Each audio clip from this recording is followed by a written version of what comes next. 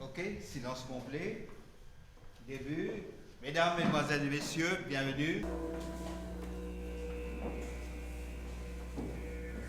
En 2017, Ananda Devi publie un recueil de poésie en 3 langues, ceux du large.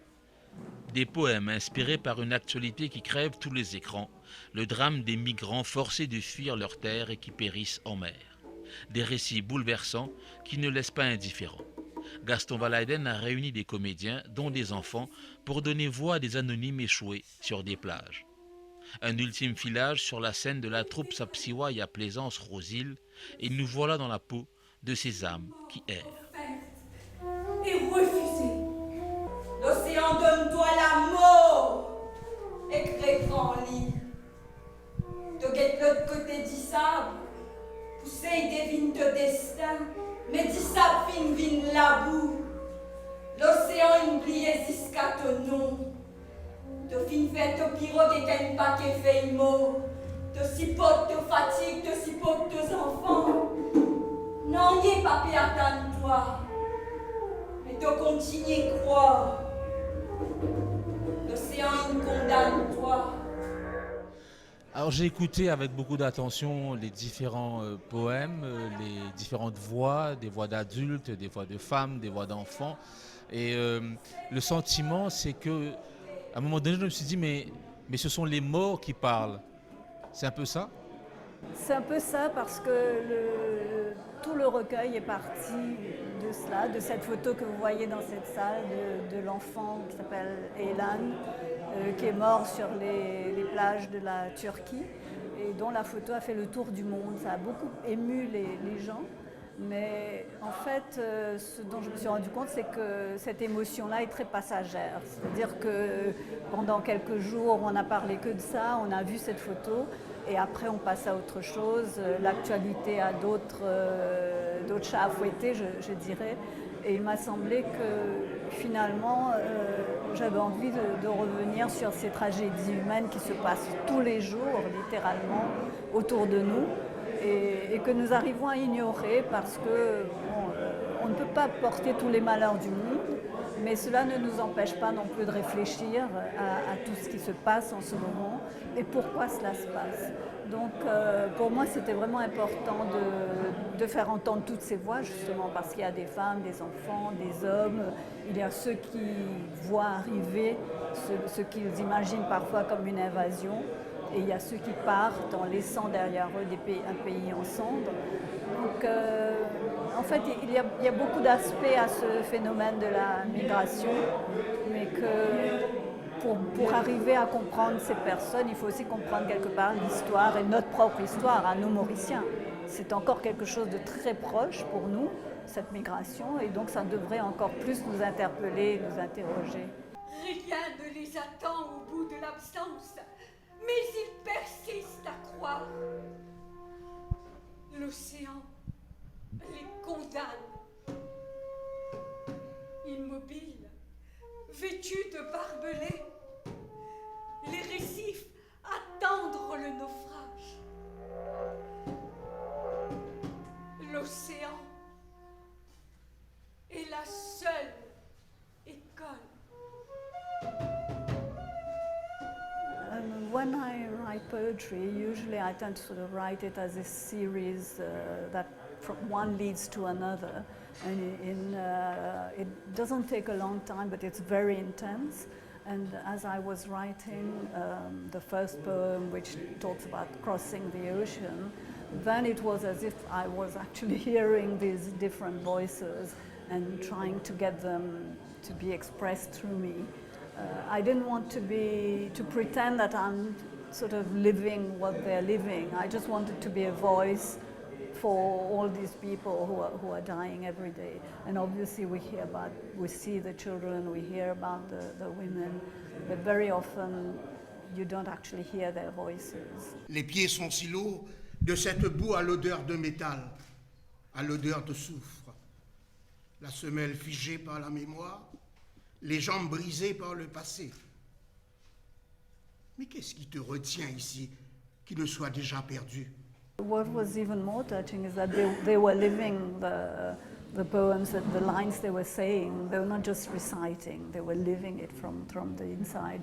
So I think this is something that the director of this show, or this presentation, he's been able to communicate it, but these children have also, I think, understood it maybe in a way that's very spontaneous and very profound.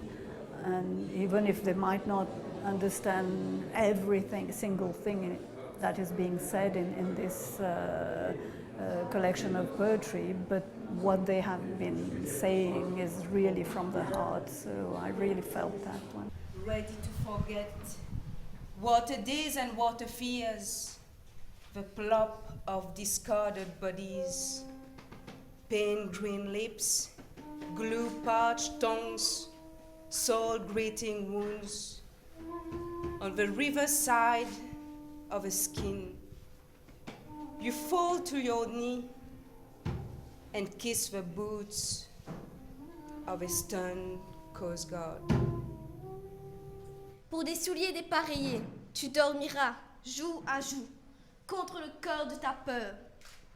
Pour une nuit silencieuse, sans matraque ni essaim, tu suivras les bêtes, tête baissée, bras ballants, dans un bunker suisse, tu te terres. Je crois que pour faire tant ces histoires-là en créole, il donne pour moi un sentiment d'urgence. Moi, je senti que fois en français qu'en anglais, quand tu peux écrire, à la fin, le résultat, et non peut-être un petit peu plus de distance quand on t'enlit. Et quand on peut t'enlier en créole, c'est comment dire, il peut cause directement dans l'esprit ou les cœurs. Et je trouvais que dans tous les trois langues, il y a certains aspects qui me mettent plus en avant dans une langue que dans l'autre. Mais en tout cas, même si comment tu peux dire ça même poème en créole, il paraît vraiment dans un sentiment d'urgence, qui peut envie de communiquer sa histoire là, chaque monde qui peut écouter ou chaque lecteur. Et je me trouvais que pour moi, c'est si important que ça recueille là en trois langues. Et tout ce qui te fait dit là. Bah l'écho qui était, bah la lèvre qui te fat, bah la là qui connaît, et tu sais là, bah te la main pas tout côté pésaigné. Te tombe à genoux et t'embrasse soulier et God étonné. Et parfois, il y a certains sujets qui me viennent sous forme de romans ou de nouvelles ou de poésie. Et la poésie, c'est quelque chose on est dans une intensité de l'émotion, mais dans un court laps de temps. Donc j'ai écrit tous ces poèmes presque l'un à la suite de l'autre. Et je crois que justement, ça me permettait de faire entendre toutes ces différentes voix, cette espèce de polyphonie de voix. Mais cela n'empêche pas que, oui, j'ai envie un jour d'écrire, peut-être que j'écrirai un roman dessus.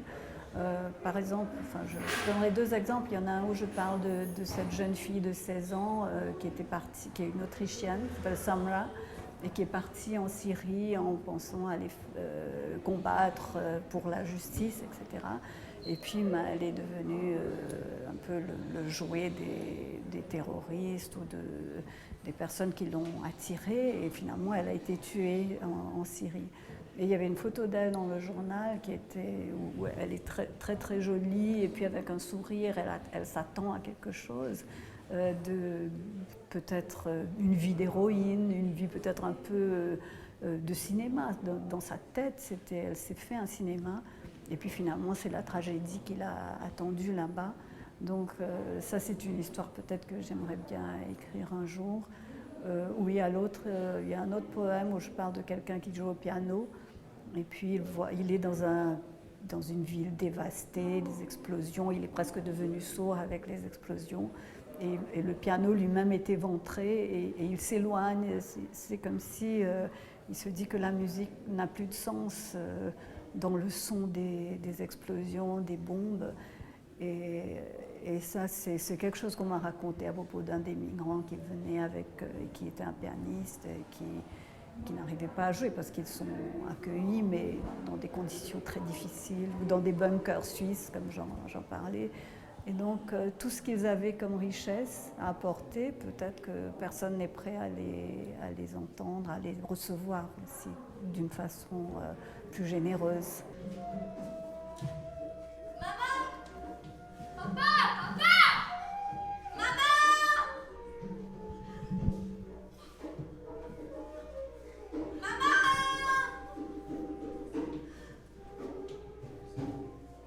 Ce texte est très proche de moi et le dernier, c'est celui où il parle un peu d'espoir.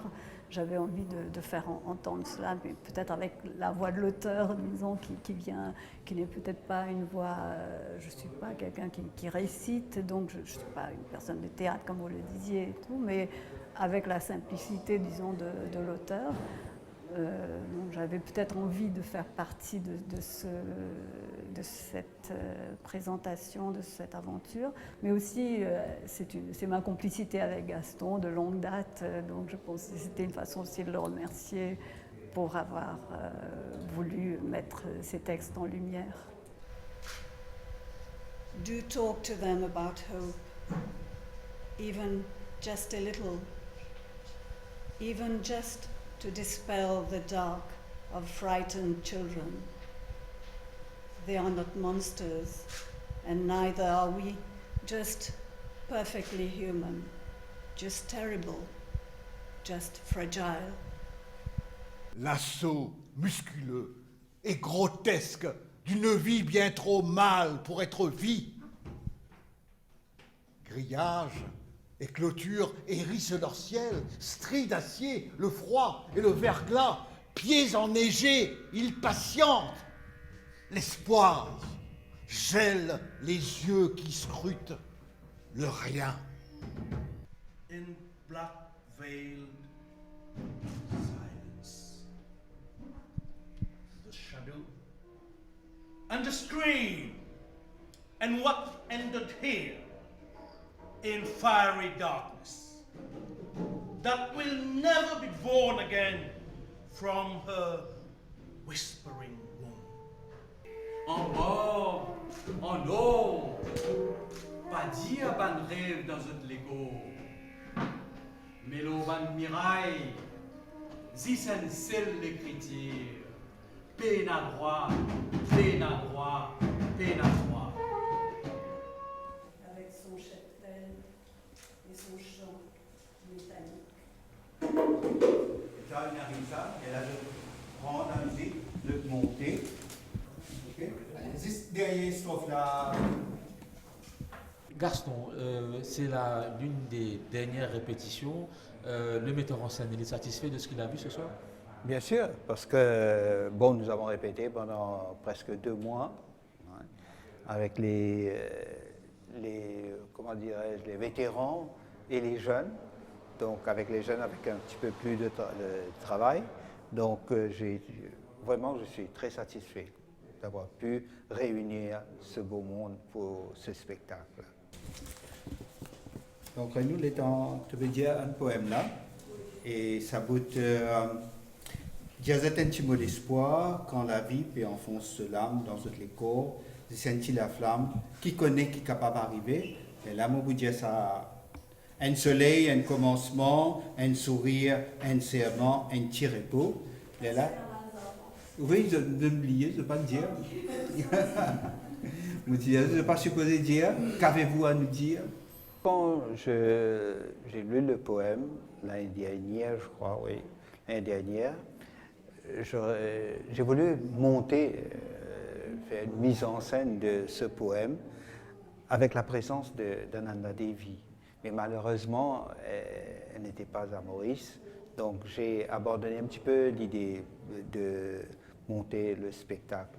Mais cette année-ci, étant donné qu'elle m'a dit qu'elle sera là pendant le mois de juin, je me suis dit, bon, maintenant je vais le faire, parce qu'elle sera là, ce sera peut-être...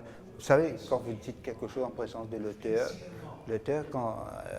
quand il écrit, par exemple, il a sa propre pensée, hein, sa propre, disons, mise en scène, si on peut dire ça. Quand j'écris, par exemple, moi, j'ai ma mise en scène en tête, j'écris. Mais si quelqu'un fait la mise en scène de mon œuvre, là, ça c'est intéressant de voir comment une autre personne interprète mon œuvre. Alors c'est pourquoi, là, je me suis dit, qu'est-ce qu'Ananda Devi va penser lorsqu'elle va voir son poème être mis en scène par quelqu'un d'autre? Quel est le feeling, par exemple? Parce que nous n'avons pas le même feeling. Ça, c'est normal, parce que nous sommes des individus à part entière. Nous avons nos feelings à nous, dépendant de notre vécu, quoi. Voilà, c'est pourquoi moi j'ai voulu monter cette pièce avec mon feeling à moi en tant que metteur en scène, et puis les feelings des comédiens. Parce qu'eux aussi, ils ont leur feeling. Je leur ai donné le libre choix de dire le texte d'après ce que eux ils ressentent. Vous voyez? Et voilà, ça a donné ce travail que vous avez vu aujourd'hui. Ok? C'est Darren avec la lumière, non? Percussion. Percussion. Alors, percussion ici. Ok? Donc, nous faisons la première partie là. Et là, ok? Ton horloge le décompte démarré. Mais après tout, qu'attendre d'autre? Du temps de l'incertitude, que sait-on de la prochaine aube? Sera-t-elle de lumière ou de sang? Là, l'ironie du sort, moi je lui ai demandé la permission de monter son poème, parce qu'elle est l'auteur, donc il faut la permission de l'auteur. Elle tout de suite me renvoie la balle, maintenant elle me demande la permission de dire un poème, donc j'étais ravi, c'est une surprise pour le public aussi, je crois, c'est la première fois qu'on va voir l'auteur, Ananda Devi, dire un texte. La plupart du temps, nous l'avons vu dans des interviews. Elle parle de son texte ou quelque chose d'autre, mais jamais un texte avec un tel feeling, parce que aujourd'hui, lorsque je l'ai écoutée, elle a une voix vraiment extraordinaire. On sent le feeling dans cette voix. Et ça, je laisse au public de faire leur propre jugement. On trouve tout ça, mon Dieu. On trouve lui dans mon computer. Côté nous qui des fleuris, à côté il a séminé. Tu viens à la Vous avez dû voir que les chaises sont disposées telles quelles, en désordre si on peut dire. Échouées sur la plage. Voilà, vous voyez. Donc, surtout, moi j'ai imaginé, il faut interpeller les gens. Parce que nous, à Maurice, nous sommes loin des zones de conflit, de la guerre, des migrants, tout ça. Mais quand on lit les journaux ou quand on regarde, on va sur Internet, on regarde ça, on regarde la télé, bon, c'est loin, c'est par distance. On ne se sent pas trop concerné. Il y a des gens même qui ne regardent pas, bon, ils ne se sentent pas concernés, ils sont indifférents. Donc, à travers le spectacle, j'interpelle les gens. Et une façon de les interpeller, c'est de les déranger dans leur confort. C'est-à-dire que lorsque vous êtes assis, vous êtes en train de regarder la scène devant vous, c'est conventionnel, vous voyez. Mais lorsque vous dérangez les gens, à ce moment, ils vont se dire, bon, qu'est-ce qui se passe? Pourquoi les chaises sont comme ça? Et quand ils entendent des voix derrière eux, ou à côté, ou devant, là, ils vont être surpris, ils vont se dire, mais bon, voilà, ah, c'est ça, je dois, c'est vrai, c'est comme ça. Donc on interpelle le public comme ça. Ouais. Aren't they the menace of the century? Yes, all of them, such as they are. Pale, skinny, ragged. Wait till we welcome them here, and you'll see how they thank us. You'll see. So you out there, your ridiculous signboard, you that give up lessons with your of goodness. Let's see if you'll open up your own doors for them. Moi, je crois que tout est important, n'importe quelle phrase. Il n'y a pas de phrase vraiment, une phrase plus importante que l'autre ou une strophe plus importante que l'autre. Je ne crois pas. Mais s'il y a une phrase, peut-être, je dirais la phrase « parle-leur d'espoir ». parleur d'espoir. Voilà, oui. Et le lendemain, au contraire, on châtiera virtuellement. Mais les suicides seront bien réels. Voici Oméga, qui n'auront su. The sea washes faces and names. In skiffs of dead leaves, you bear the dead weight of the children of hunger. Nothing awaits absence, yet belief resists the sea's molestation. Motionless in their coats of barbed wire, the reefs wait for the wreckage. The sea is the only teacher.